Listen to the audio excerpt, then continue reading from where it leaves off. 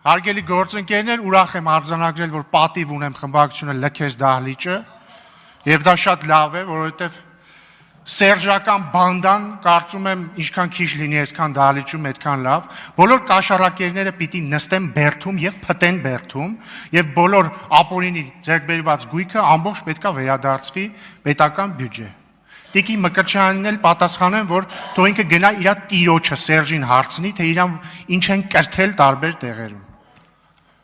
Պարոն Դանիելյան, համեցեք։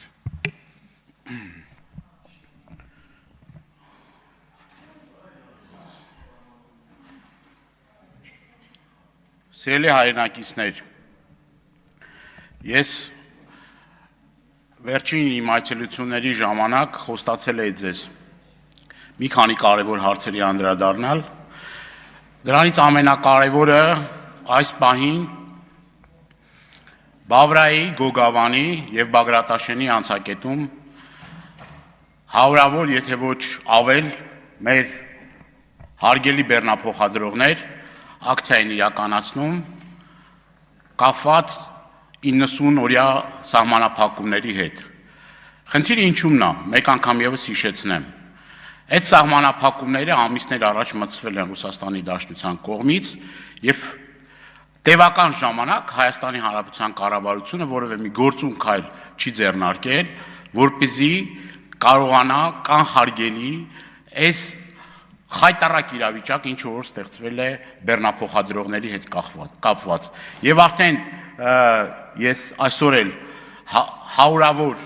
նամակներ եմ ստանում, որ հենց այս պահին էլ մեր հայրենակիցները ուրեմն այդ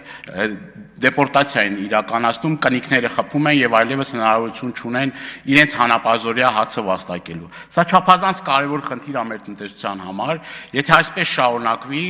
ապա մեր տնտեսությունը շատ մեծ վնասներ է կրելու, մեր արտահանումը եւ ներմուծումը արդեն իսկ բնականon գործունեությունը խաթարվել է եւ սա չափազանց կարևոր է։ Սիրելի հայրենակիցներ, ապաշնոր կառավարման պարագայում այսպիսի խնդիրներ ենք ունենում եւ ես այսօր էլ այդ հարցը բարձրացնելով որևէ մի հիմնավոր պատճառ չլսեցի կամ բացատրություն չլսեցի, թե արդյոք այդ մարդիկ, որոնք որ այդ անելանելի իրավիճակում են հայտնվել,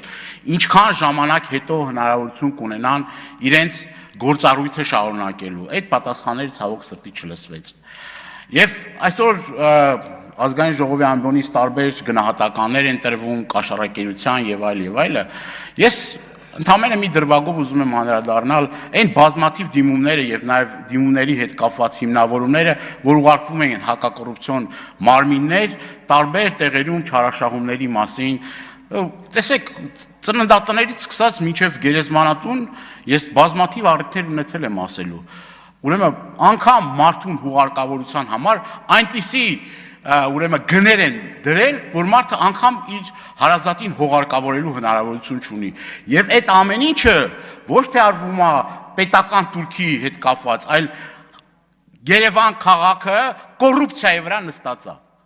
Կոռուպցիայի վրա նստած է Երևան քաղաքը։ Եվ այսօր խոսել անպագորգոր հայտարարություններ անել կոռուպցիայի դեմ պայքար, կոռուպցիայի դեմ պայքար, կոռուպցիայի դեմ պայքարը սկսեք ինքներդ ձեզնից։